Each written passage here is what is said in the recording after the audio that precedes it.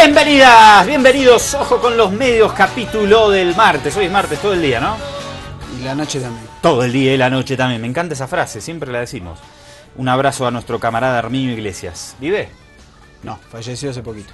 Bueno, ¿cómo están? ¿Qué tal del otro lado? ¿Qué estás haciendo hasta ahora? ¿Qué está haciendo la gente, la que nos ve en vivo y en directo? Porque mucha gente nos sintoniza a través de las redes sociales. Saludamos a todos quienes utilizan el Facebook o nuestro canal de YouTube. Ojo con los Medios, obviamente, para ver el programa en el momento que se le cante la gana. Saludo a Marco de Top Tours, que me dijo que siempre nos ve por las redes. Y mucha gente, ¿eh? 30.000 visitas tiene el programa que hicimos sobre los lamentables hechos del asesinato del canciller Illanes. Algo excepcional, obviamente, un hecho que conmocionó al país. Pero fuera de eso, estamos con aumentando siempre el caudal de espectadores que eligen ver Ojo con los Medios a través de las redes sociales. Me encontré el otro día con un colega de un diario que tiene su sede en La Paz y me dijo que están en serios problemas, despidiendo gente por el tema de que la gente ya no compra el diario. El papel, claro, el papel se va... Sí, en general las redacciones se van reduciendo y los diarios van optando por sus ediciones web. ¿La televisión no va a sufrir esa crisis? Sí, pero no ahora, en unos años. Sí, porque uno se va a optar por otras formas de ver contenidos, que no es solo por la señal abierta, se van a multiplicar las señales. Que debería tender a mantenerse, ¿no? Porque dicen que lo que va a suceder con los televisores es que uno va a manejar buena parte de su vida desde esas pantallas en la casa. No sé si será cierto o es más fácil usar el bichito este. Y me parece que en los próximos 5 años va a haber nuevas tecnologías que van a modificar, me parece, las experiencias audiovisuales. Vamos a ver, en principio sí es un gran problema para la prensa gráfica, no solo en Bolivia. Acordate del Diario Público en España. Claro, arrancó como un diario, hizo una apuesta muy fuerte de hacer un diario de edición gráfica, y el problema cuando vos lanzás en papel es que necesitas que los primeros, porque siempre se supone que al principio tenés por la novedad, hay más compra del ejemplar y después el tiempo se va estabilizando, baja y se estabiliza y no empezó tan fuerte como esperaban. Entonces eso hizo que, digamos, pensando que había un área de vacancia de un diario de corte progresista que no había en España, les iba a ir bien y no fue tan así que optaron directamente por la... Pero empiezan los problemas por el avance de la tecnología. Vamos a tener una grave crisis humanitaria en algún tiempo, porque los robots comienzan a reemplazar a los seres humanos en la realización de distintas tareas, principalmente en líneas de producción, y eso va a generar, no sé cómo va a solucionar eso la humanidad. A ver cómo se las arreglan, qué mundo le dejamos a... Y mostrábamos hace un par de meses una nota de la Deutsche Welle, la estatal alemana, que decía que en Alemania en las próximas décadas se van a perder 18 millones de empleos, justamente porque son empleos que van a empezar a ser automatizados. Quienes tienen ahora 20, 30, 40, 50, 60, sus últimos años, 70, por allá levanta la mano Cuchi Cuchi. ¿En cuánto están? ¿40 o en 50? 50, dice.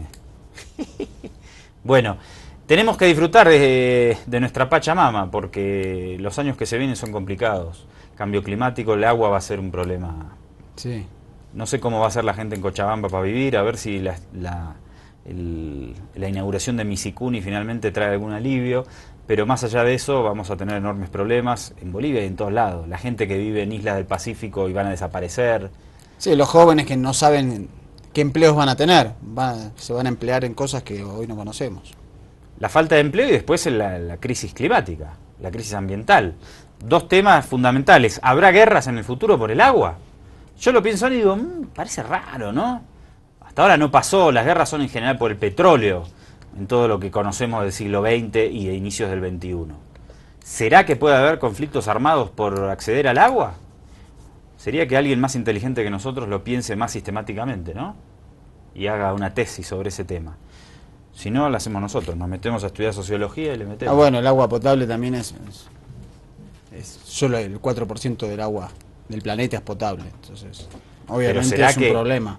a ver, más allá de cualquier posición ideológica que tengas, todos saben que Estados Unidos invadió Irak y tiene la posición que tiene frente a los conflictos de Oriente Medio, porque allí está la mayor cantidad de petróleo en el mundo. ¿Será que en algún momento Estados Unidos planifica invadir Paraguay o Argentina para apropiarse del acuífero guaraní, por ejemplo? Suena raro ahora, ¿no? Ahora no, pero en un Pero par no de sé. centurias, en un par de centurias, quién sabe. Centurias si llegamos, ¿no?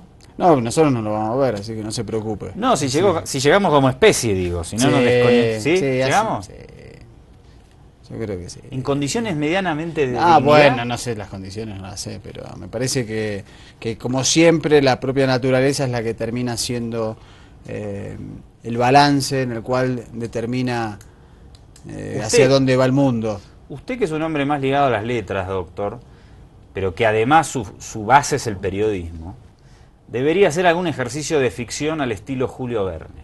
Porque si Julio Verne en el siglo XIX se adelantó a su tiempo y anticipó algunos hechos importantes del siglo XX, le encargo que haga un ejercicio de anticipación para el siglo XXII. ¿Qué le parece? No, bueno, pero eso también lo hizo Orwell Está bien. con 1984, Ballard lo hizo también con Un mundo sumergido.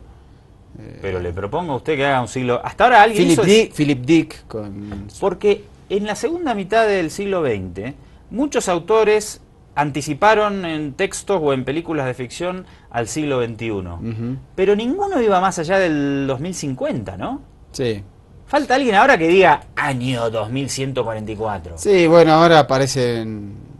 Sí, algunas películas. ¿Hay? ¿Ya? No he Sí, visto tan avanzadas.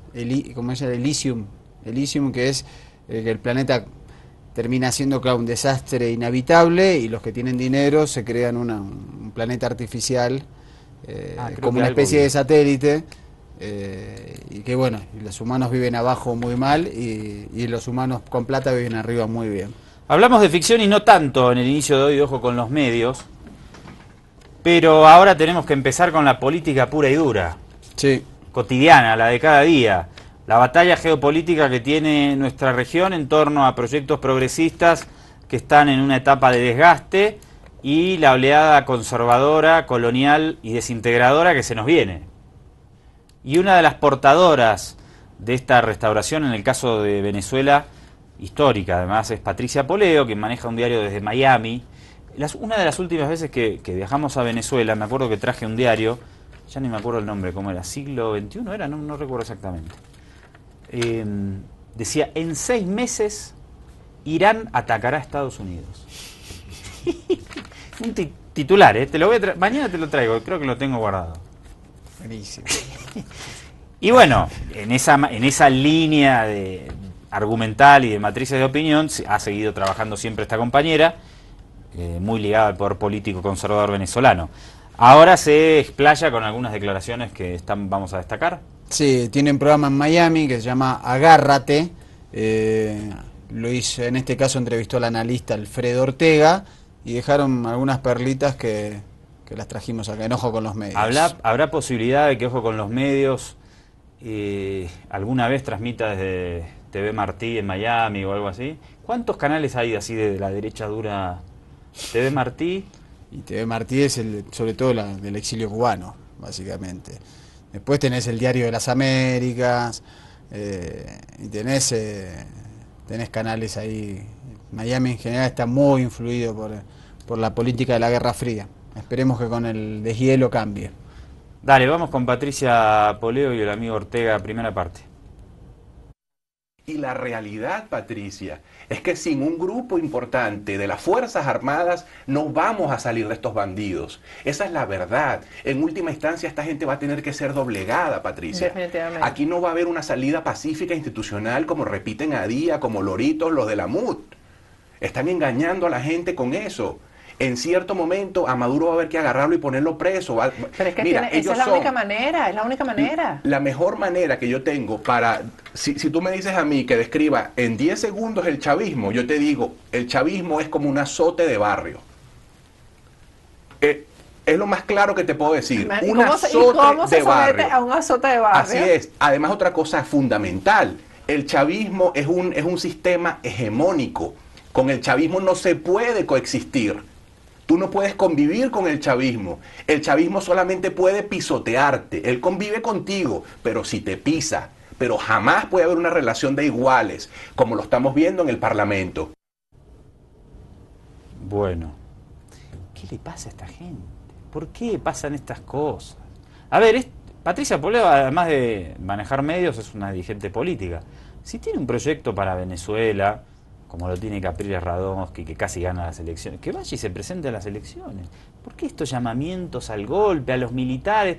Señores, eso pasó hace 40 años. ¿No saben los resultados que dejó para toda nuestra región los golpes liderados por militares?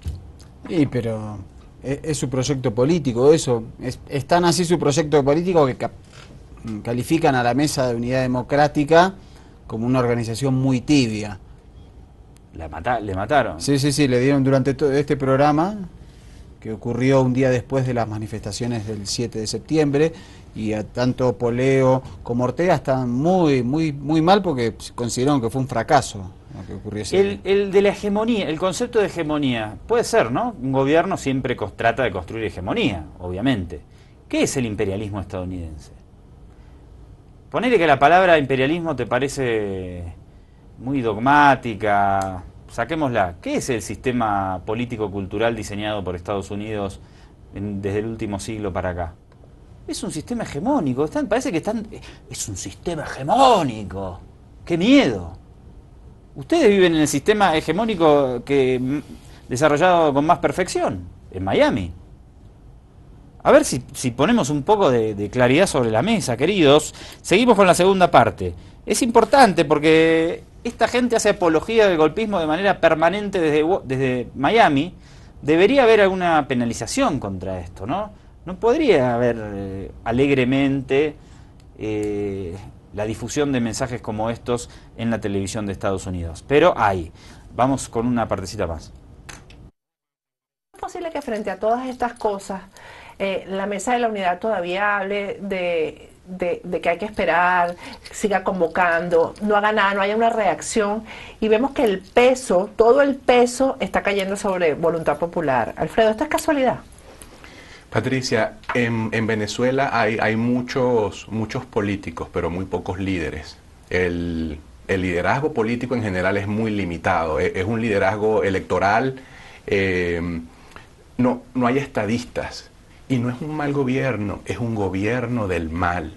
Y eso hay que entenderlo. Esto es una lucha, Patricia, sobre todo espiritual. Estamos enfrentando al demonio mismo. Yo siempre lo he dicho, esto tiene mucho de lucha espiritual. Es el demonio mismo. ¿Cuándo fue la última vez que escuchaste a un líder de la MUD referirse a la injerencia cubana en las Fuerzas Armadas o al control? No hablan de eso. Entonces, eso es absolutamente inexplicable e inaceptable. El análisis básico, lineal, que no toma en cuenta estos factores externos ahora, Cuba, las relaciones con Irán, cuántos venezolanos, cuántos pasaportes venezolanos no se han dado a grupos terroristas en el mundo, y tú no escuchas escuchas a muy poca gente hablando de eso. Esto va mucho más allá de Venezuela. Esta cuestión de que el futuro que se juega en Venezuela es el de Maduro, no, en Venezuela se juega el futuro de toda América Latina. Este relanzamiento de relaciones comerciales de Estados Unidos, diplomáticas entre Estados Unidos y Cuba, eso no ha sustituido lo que Cuba le roba a Venezuela, lo que Venezuela le entrega voluntariamente a Cuba, desde que está Hugo Chávez en el poder. Este debe ser cuate de Humire, ¿no? Es probable. Bueno, ya en los 60, Omar Torrijos, máximo líder de la revolución panameña, calificó a Miami como ese gallinero donde van las oligarquías locales escapando de los cambios que había en ese momento en algunos países en América Latina, y que su única patria era el dinero, así lo calificaba Omar Torrijos. Me preocupan las relaciones de Venezuela con Irán, con Cuba, igualmente las de Obama, tanto con Irán como con Cuba, realmente preocupante. Cómo el comunismo se ha apropiado de los sectores más recónditos del poder en Washington, ¿no? Sí, es terrible. Aparte de esas imágenes del presidente Obama con el presidente Castro terrible, en La Habana, viendo un partido de béisbol juntos. Legitimando esa salvaje dictadura. Sí. Bueno, esta gente está, obviamente, para esta gente Obama es un peligro. Claro que sí, sí, sí. Y lo peligroso es que siempre tienen el apoyo de Marco Rubio, de los históricos sectores contrarrevolucionarios de Miami, me refiero a este tipo de presentadores, ¿no? Por eso es importante aclarar o que se vean estas divisiones o estas disquisiciones en la propia derecha. Es decir, para estos sectores de la derecha, la MUD, propio Ramos Ayub, ni hablar Enrique Capriles Radonsky, son tibios, que buscan una salida democrática a la situación en Venezuela, y por eso reivindican a Leopoldo López, a María Corina Machado, al sector...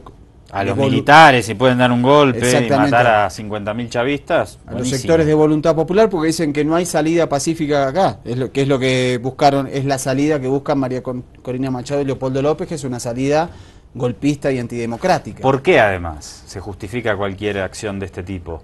Porque es el gobierno del demonio. Claro. Sí, es real, esto es... Maduro tiene acá el 666. No, es realismo mágico eso, ¿no? Porque con esas justificaciones, las atrocidades que se han cometido en la historia de la humanidad, ¿no? Es decir, vos no tenés alma, entonces te puedo matar, vos sos inferior, entonces te puedo matar. Este es el mismo realismo mágico. ¿Una más? Dale, la última, que ya me genera un poco de arcadas. Pensable hace 2 días era que esto se iba a alargar hasta el año 2019 y ahora es una realidad. Estamos tan cerca de eso. Esto es hasta el 2019, señores. Así que aquí vamos a estar haciendo programas y se vamos a seguir denunciando y esto se va a seguir alargando y la gente en Venezuela va a seguir pasando hambre y la gente la van a seguir matando. Patricia, es que hay un plan orquestado, no se ha explicado con suficiente detalle que esto es un plan orquestado de poner a la gente de rodillas, de que la clase media se vaya del país. ¿Y de qué sirvió el 6 de diciembre? ¿De qué sirvió desde el punto de vista de la lucha real por el poder? Porque mucha gente te dirá, bueno, no es que gracias a eso tenemos al Magro ahora, y gracias a... Todas esas cosas pueden ser ciertas, pero en última instancia a estos delincuentes no les interesa nada. No les interesa si los votan de Mercosur, no les interesa si los expulsan de la OEA, no les interesa absolutamente nada. No les importa si los acusan de narcotráfico. Ellos saben que tienen una sentencia encima de cada uno de ellos. Ellos no van a entregar el poder, porque ellos saben que tarde o temprano terminarán en una cárcel o terminarán muertos. Por eso, la mejor opción para ellos es aferrarse al poder por el medio que sea. Y estos lo están ayudando, están colaborando. Habría que poner una ley, no contra el racismo y toda forma de discriminación, contra el fascismo y toda forma de discriminación. Y sí, claro. Y aplicárselas a estos personajes impresentables. Por suerte, hasta ahora son sectores minoritarios, ¿no? Los que apuestan por una salida de este tipo. Lo que pasa que son sectores concentrados, que tienen un gran poder, que tienen relaciones con sectores muy oscuros, generalmente de la ultraderecha reaccionaria de Miami, de la inteligencia de Estados Unidos. Entonces, son grupúsculos muy peligrosos para la estabilidad democrática de cualquier país, en este caso de Venezuela. Exactamente. Bueno, seguimos, doctor, le dejo. Sí, y bueno, esta noticia los va a contrariar muchísimo a estos sectores justamente recalcitrantes de Miami, porque la MUD venía negando cualquier tipo de reunión o contacto con el gobierno para buscar un diálogo en el marco de la presencia del expresidente español Rodríguez Zapatero en Venezuela. Finalmente, la prensa, los medios de comunicación lograron descubrir que había sí contactos entre el oficialismo y la oposición en Venezuela, lo admitieron desde ambos sectores, lo reporta la CNN. Se habían generado pues muchos rumores de posibles acercamientos entre oposición y oficialismo, pero distintos voceros de la oposición lo habían desmentido, que se hubiese generado algún tipo de acercamiento, asegurando que estaban esperando la definición de una fecha para la recolección de las firmas del 20% de las manifestaciones voluntarias que se requieren para activar el referendo revocatorio. Sin embargo, el silencio se rompió. Se rompió también un pacto que se había establecido en unos encuentros de prediálogo entre oposición y oficialismo. Así lo dio a conocer Jorge Rodríguez, quien, además de ser alcalde del municipio de Libertador de Caracas, es miembro de la delegación por parte del partido oficial comisionada para el diálogo. Escuchamos parte de lo que dijo. han dado 2 reuniones preparatorias para el diálogo. Creo que se ha avanzado en esas reuniones preparatorias para la instalación formal de ese proceso de diálogo. Por parte de la oposición participaron 4 personas. No me corresponde a mí señalar quiénes son esas personas, porque yo no puedo revelar los nombres. Sí debo señalar que las personas designadas por el presidente Nicolás Maduro por el parte del Bloque de la Patria son el diputado Elías Jagua, la canciller Delcy Rodríguez, el embajador Roy Chatterton y mi persona. Debo decir que en esas 2 reuniones avanzamos en el proceso de discusión de una agenda para la instalación del diálogo definitivo. Ya el primer vicepresidente de la Asamblea Nacional, Enrique Márquez, en entrevista ofrecida a un medio regional, había dicho que era importante mantener la discreción en torno a estos acercamientos. Cuando la prensa presionó al presidente de la Asamblea Nacional, Henry Ramos Ayub, para que se pronunciara sobre el tema, esta fue su respuesta. Está tratando de establecer contacto con algún equipo de emisarios o de enviados por parte del gobierno para asegurar nuestras condiciones de referéndum revocatorio. Entonces está reuniendo el gobierno y la oposición. Sí, porque queremos asegurar las condiciones para hacer el referéndum revocatorio este año. El número de máquinas, ¿dónde van a estar? Ahí no vamos a hablar entonces. Lo que sí coincide es que ambos han dicho que es importante a través del diálogo lograr el entendimiento necesario para que prevalezca la paz política en el país. También es importante recordar que el presidente Nicolás Maduro anunció el pasado domingo que en los próximos días arribará a Venezuela Ernesto Samper, secretario general de la Unión de Naciones Suramericanas. Gabriela. Me sorprendió el tono en el que habló Henry Ramos Ayub en ese video. No sé si estaba molesto, enojado, pero al final es cuestión de transparencia y la sociedad quiere saber qué es lo que está pasando. A ver, no entendí la valoración de Gabriela Frías al final. ¿Por qué dice eso de Henry Ramos, que a propósito es uno de los candidatos presidenciales de la oposición? Sí, porque estaba enojado Ramos Ayub porque se filtró estos diálogos y lo que quería justamente era que no se supiera y que se piense que hay una ruptura total y no hay diálogo. Entonces estaba como enojado y se enojó con los periodistas. Entonces Gabriela Frías como que lo reprende diciendo tiene que ser transparente, si están dialogando, tiene que decirlo, porque además es una buena noticia. Y hoy fue medio la línea esa de CNN en sus diferentes noticieros de plantear que era importante que existan estos diálogos y que se vengan desarrollando, sean públicos o no. Menos mal. Hagamos un cortecito, por favor, y como siempre...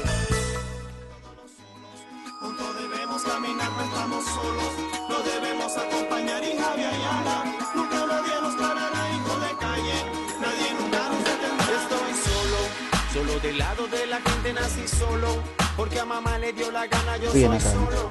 Un guerrillero caribe, moriré solo. Una información adicional sobre Venezuela, porque en Isla Margarita se está desarrollando la cumbre de países del movimiento de no alineados, más de 100 países. Viaja el presidente. Sí, 120, 17 observadores y otros 17 invitados, o sea, está prácticamente el concierto mundial reunido ahí. Un montón, pero no son países antiimperialistas, tampoco exageremos. No, de todo. Por ejemplo, no alineado está Argentina y ahora va el representante de Macri. Claro, pero recordemos que el movimiento de no alineados nace en el 61, en el marco de la Guerra Fría, justamente como en el marco del panafricanismo, de los movimientos de liberación en América Latina. Fue como una manera de buscar un equilibrio que no sea... Además, sea de un lado de la cortina de hierro o de otro. No alineados ni con Washington ni con Moscú en aquellos años. No son países antiimperialistas hoy, pero sí se mantiene una impronta crítica de las grandes potencias, digamos, por mencionarlo de alguna forma. Eso sí se mantiene ese espíritu. Sí, sobre todo contra las potencias más occidentales, porque Rusia está, China, ahora en China también participa. Claro. Bien, vamos a una valoración de Jorge Gestoso para Telesur.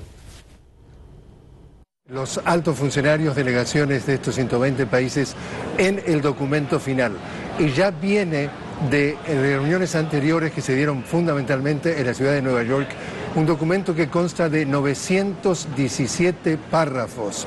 Y en esta primera etapa, estos primeros 2 días de la cumbre, estos funcionarios de alto nivel estarán discutiendo precisamente a través de reuniones privadas que ya están teniendo en estos momentos aquí en Isla Margarita para ir refinando justamente la redacción de esos párrafos.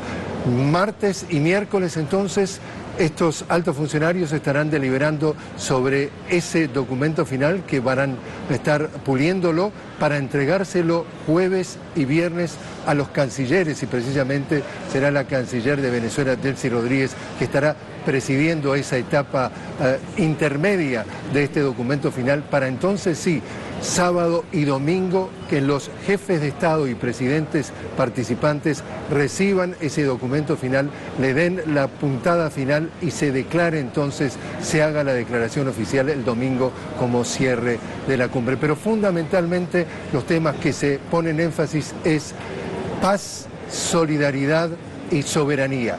Y lo que ya nos pudo adelantar precisamente en las autoridades venezolanas, que lo que tiene interés Venezuela en que quede plasmado en ese documento final es la defensa y la promoción de la paz como elemento central de las relaciones mundiales. Justamente aquí también se trata de influenciar en lo que tiene que ver con el Consejo de Seguridad de las Naciones Unidas.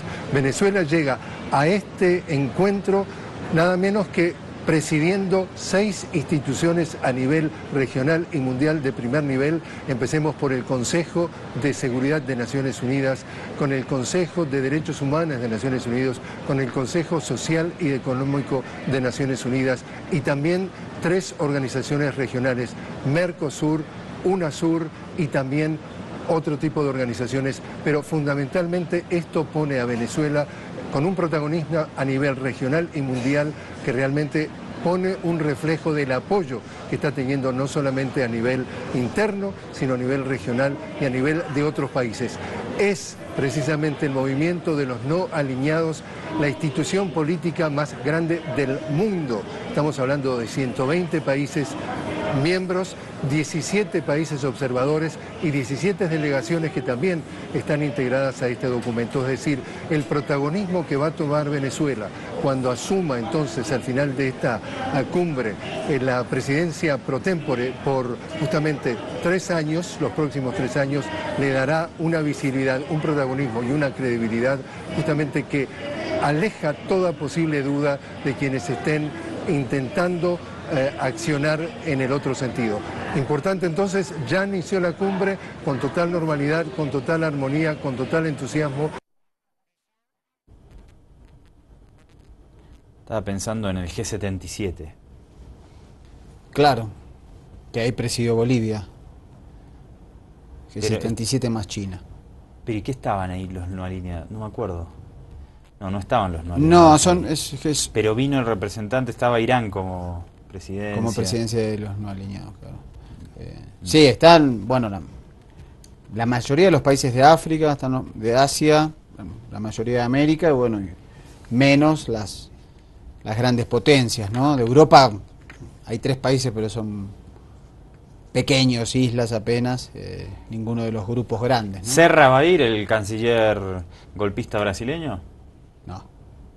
No creo que sea muy... No creo, no. Sigue declarando contra Venezuela, Serra.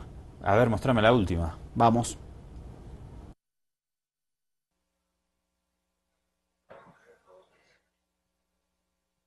Eu espero que, pelo menos no caso de Equador e da Bolívia, eles vejam outro tipo de caminho para o nosso relacionamento. No caso da Venezuela, considero sem esperança no que se refere ao governo Maduro. Isso é impossível, parece.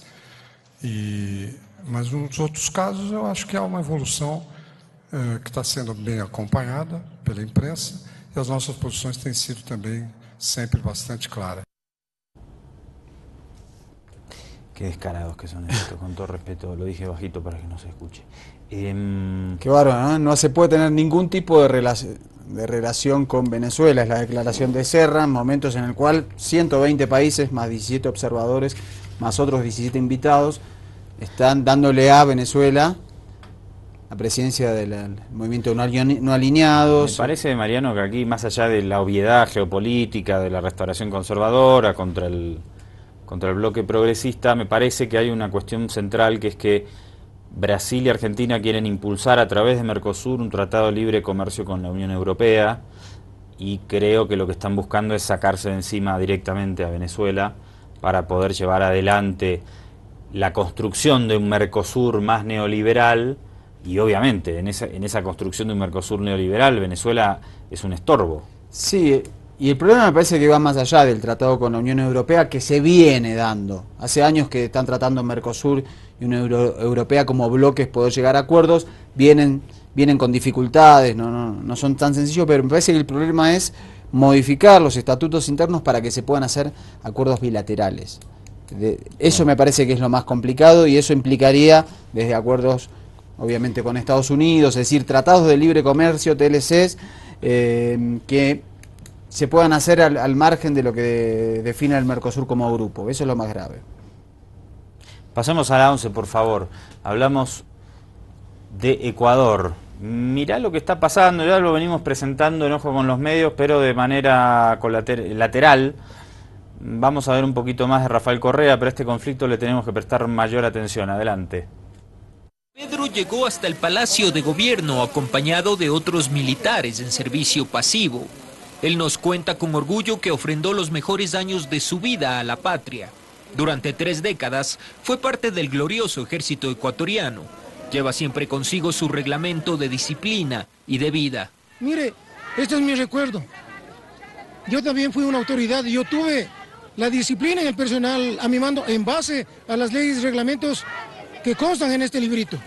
Este respeto lo exige el propio mandatario como comandante en jefe de las Fuerzas Armadas. Correa advirtió sobre las pretensiones de algunos altos mandos que pretenden desestabilizarlo y desprestigiarlo a través de cartas enviadas a su correo electrónico.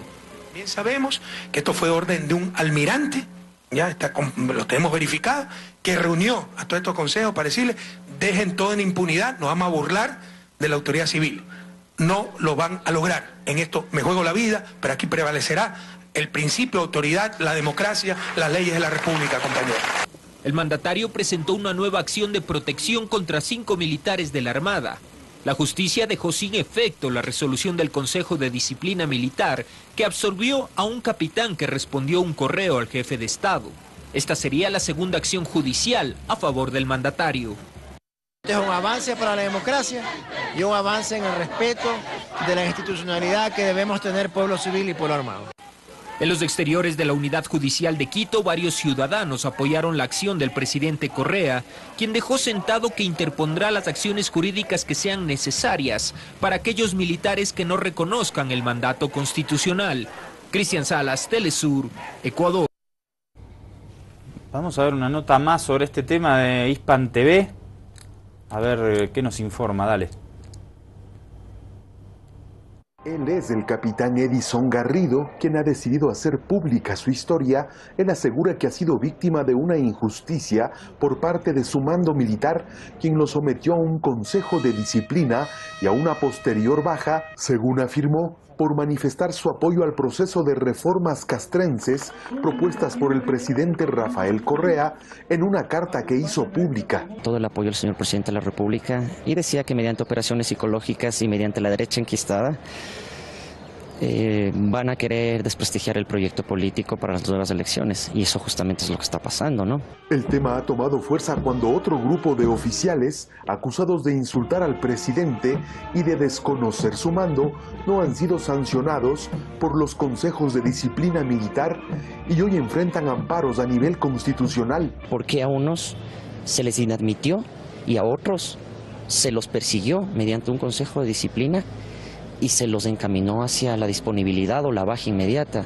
No solo hablo de mi caso, hablo del caso de 60 señores voluntarios que están atrás mío también. El tema toma fuerza cada vez más en actos públicos donde aparece el presidente Correa, militares en contra de la doble moral. En mi caso de militar activo, tuve 3 consejos de disciplina, el uno con informes falsos, el segundo por enviar una carta al señor presidente. Para este sargento héroe de guerra y pensionista, las reformas gubernamentales en contra de la inequidad entre tropa y oficialidad o las intenciones de regular las excesivas pensiones de retiro en altos rangos han generado las reacciones contra el gobierno. Los señores generales que ahora quieren utilizarnos que se olviden de nosotros. Nosotros lucharemos por nuestros beneficios, por nuestra causa y apoyamos la reforma a la ley. Dentro de las Fuerzas Armadas hay dos clases sociales, la de los señores oficiales y la del personal de tropa. Y hay bastante inequidad. Hasta el momento, según ha informado el Ministerio de Defensa, son 16 uniformados los que irrespetaron la figura presidencial, desconociendo su autoridad. Sobre el mismo tema, el presidente de la República ha anunciado que iniciará un plan técnico de reducción de personal de las Fuerzas Armadas, que hasta el año 2025 se verá mermada en 7.500 de efectivos en todo el país. Robinson Robles, Hispan TV, Quito. Esta noticia es muy fuerte, ¿eh? Sí, porque me parece que la podemos conectar con el primer bloque que hicimos de estos dos pseudo periodistas, en realidad golpistas, pidiendo a las Fuerzas Armadas que den un golpe institucional contra Maduro, y aquí vemos un desconocimiento de la autoridad civil por parte de las Fuerzas Armadas, lo que es gravísimo, porque también es un cambio que ha hecho Macri en Argentina, es de volver a la autoridad militar, quitarle la autoridad civil. Es muy grave por la historia que tenemos con las dictaduras militares y porque es irrenunciable para las democracias en América Latina que las Fuerzas Armadas tienen que estar subordinadas al poder civil. Y la organización de las campañas de desprestigio, Mariano, que la conectamos con todos. Exacto. Con Brasil, con Argentina, con Uruguay, con Chile también, con Bolivia, con Ecuador, con Venezuela. Las campañas de desprestigio son la principal arma hoy día de las derechas para buscar la destrucción de los gobiernos progresistas. Es impresionante, muy fuerte. Vamos a hacer un cortecito acá y con musiquita un clip grabado por un dúo en el Salar de Uyuni, pero es un dúo particular. Es un dúo de la India, efectivamente. Se llaman Allu Arjun y Rakul Preet, hombre y mujer en Salar de Uyuni. Unas imágenes preciosas. Y lo rescatamos como para ver que el Salar de Uyuni es universal.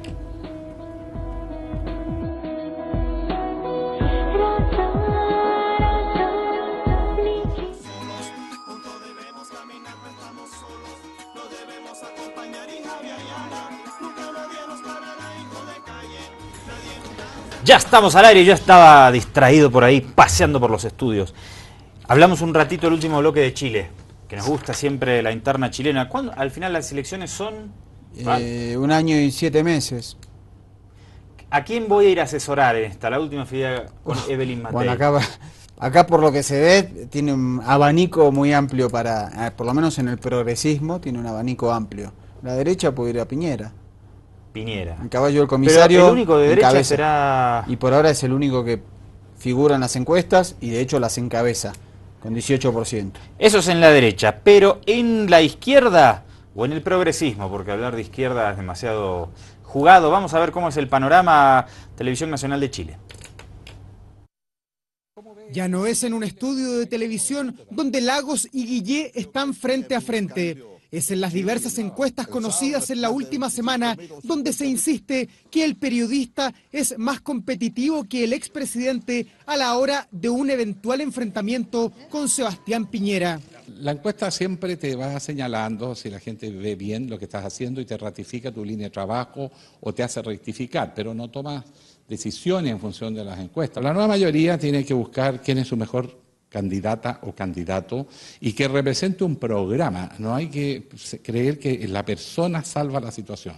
Estamos en una situación difícil, necesitamos un programa que le dé señales claras a la ciudadanía. Y aquí hay que tomarlo en serio, que no es una luz que de pronto apareció, que hay que tomarlo en serio, y yo creo que él se lo está tomando muy en serio, y a mí me parece muy bien.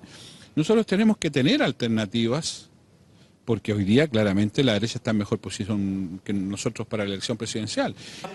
Guillé participó en el Te Deum evangélico del domingo, mientras el expresidente Lagos continúa buscando apoyos. Ya se reunió con diputados socialistas y demócratas cristianos. Hoy recibió en su fundación a 4 de los 6 senadores del PPD. Hemos conocido en profundidad sus planteamientos, sus propuestas, sus proyecciones, y la convicción absoluta de que vamos a trabajar con él en una línea de propuestas para nuestro país. Uno de los ausentes fue el senador Girardi, quien pese a militar en el PPD, aún no decide quién es su candidato. Yo no tengo incondicionalidad con nadie, no estoy disponible a darle un cheque en blanco a nadie tampoco, y creo que Ricardo Lagos tiene que plantearnos cuál es el proyecto país. A medida que se han ido conociendo ya encuestas presidenciales, el expresidente Piñera en todas ellas ocupa el primer lugar, cosa que obviamente es satisfactorio. Ahora, ¿quién ocupa el segundo, tercer lugar u otros? Ese es un problema de la nueva mayoría. A los nombres que ya se conocen podría sumarse incluso un candidato del Partido Comunista. Siempre lo evaluamos. El PC tenemos que hacer un evento para discutir ese tema. No es un evento fácil de discutir. Con la presidenta Bachelet ocurrió lo mismo, estuvo presente la candidatura propia, hasta el final casi. En lo que todos coinciden es que aún es muy pronto para trazar líneas definitivas en una carrera presidencial que culminará a fines del año 2017. Bueno, mi candidato, ya lo dije, es el diputado comunista Hugo Gutiérrez de la región de Tarapacá. Si se presenta, me voy a trabajar con él, en la campaña, un mes a ayudar ahí, en lo que se puede. Debe estar bueno, sí. Divertido, ¿no? Nos vamos ahí, ojo con los medios, se traslada al búnker comunista de Chile. Bueno, vamos a ver.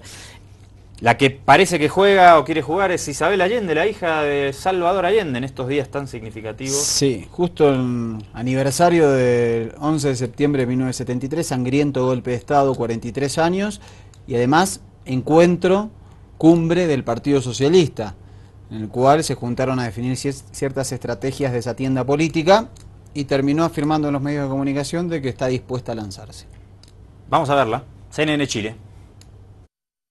Consejo General del Partido Socialista, clave según los propios integrantes de la colectividad, candidatos a alcaldes y concejales, parlamentarios, ministros y exsecretarios de Estado asistieron a la cita en la que se revisó los estatutos, se planificó las próximas elecciones municipales, pero hubo un tema que tomó más importancia.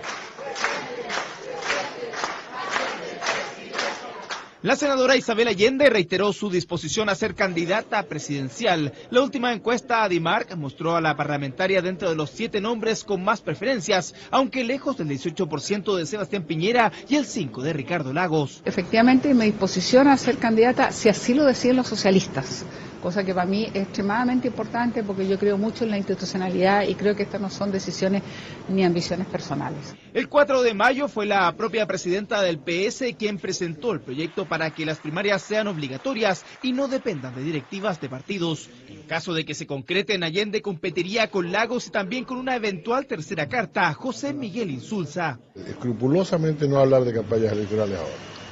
Ni de ninguna, de nada que se refiera a la campaña presidencial, no voy a hablar de nada que se refiera a eso. ¿Por qué tomó esa decisión si usted ya pues usted me está preguntando, usted quiere que le diga lo mismo que dije hace 3 semanas atrás, y la verdad es que se pone un poco aburrido estar repitiendo cosas, así que... De parte de la oposición tildaron de fracaso el gran número de posibles candidatos como cartas presidenciales en la nueva mayoría. Desde el oficialismo, sin embargo, lo califican como una gran oportunidad. Para nosotros, sin duda, que es un motivo de orgullo y satisfacción que 3 figuras destacadas que militan en nuestra fila, Isabel Allende, Ricardo Lagos, José Miguel Insulza, tengan la opción de ser cartas presidenciales. Eso para nosotros, que duda cabe, es un motivo de satisfacción. Hace rato que ahí tengan un solo candidato y que hayan aplastado la alternativa de un candidato por fuera, como el caso de Manuel José o Sandón. Entonces la derecha, no, claro, es fácil para ellos porque tienen una sola alternativa. Aunque el Partido Socialista pide no adelantarse al debate presidencial, la carrera por elegir una carta fuerte para la nueva mayoría a más de un año de las elecciones toma más fuerza. Sin embargo, dicen que la prioridad de momento son las elecciones municipales. Cristian Bego, CNN Chile. No se habla de candidaturas, pero se habla. Me gusta Isabel Allende como escritora. Que no es ella. Ah, no es. No. Bien. La Isabel Allende, escritora, vive en Estados Unidos. No. Pero en este caso, ella es esta senadora es la hija de... Pero Isabel Allende, igual la escritora, es de la rama familiar. Sí. ¿Hay otra hija que también está en política o yo estoy loco? Me parece que estoy loco. Fuera de ese tema, igual sí. Una cosita que, porque nos escribieron Sí. en el YouTube sobre algunos programas que hicimos de Chile, diciendo que nosotros estamos inventando candidatos. Dijimos que inventamos a Tarudo, a Heraldo Muñoz. Pero sí, Decimos, claro, nosotros y que lo hacemos porque hay problemas internos en Bolivia. Nosotros que le decimos que Tarut se lanzó él. Él dijo que estaba dispuesto a competir. Él dijo que era un candidato ejemplar. Era ejemplar, lo dijo él. Lagos se lanzó él, Insulza se lanzó, digamos. Ahora, además le están preguntando 80 periodistas, no son todos. No se enojen con nosotros, me parece que las propias encuestas, las dos encuestas que se publicaron estas últimas semanas en Chile de dos empresas que se dedican a eso, mostraron que hay una crisis de representatividad política altísima, que afecta no solo al gobierno, sino también a sectores opositores. Saludamos. No se enojen. Pero saludamos a todos, se ve un montón de programas en Chile, no te digo que lo ven 8 millones de personas porque es mentira, pero a través de las redes sociales es bastante importante la cantidad de gente que lo ve y mucha gente que se enoja muchísimo, sobre todo cuando hablamos del tema marítimo. Este tema de la interna política no lo instalamos nosotros, por supuesto. Nos vamos con una imagen de lo que puede hacer el hombre, una obra impresionante en China, ¿no? Sí, doctor. Para variar, siempre los chinos haciendo obras monumentales, ¿no? Yo voy a irme a vivir a China unos años para copiar cosas. Hay que copiar cosas de... Tienen ya otra fase de pensamiento, saben pensar en la historia a largo plazo. Quizás en el mundo occidental, lamentablemente, pensamos a corto Y ellos han desarrollado, no es que a mí me parezca interesante, pero dice que el sistema que tienen es socialismo de mercado. Exactamente. No sé bien qué significa, medio siniestro suena, pero... Sí, un país, dos sistemas. ¿Cómo hacemos para competir? Es el lema, un país, dos sistemas. ¿Cómo hacemos para competir en cuestiones productivas con China? Imposible. Por la mano de obra, además. Saludos a China, iremos a Pekín para la quinta, sexta temporada de Ojo con los Medios, a ver qué nos dicen por ahí. Hasta mañana con ustedes, un abrazo.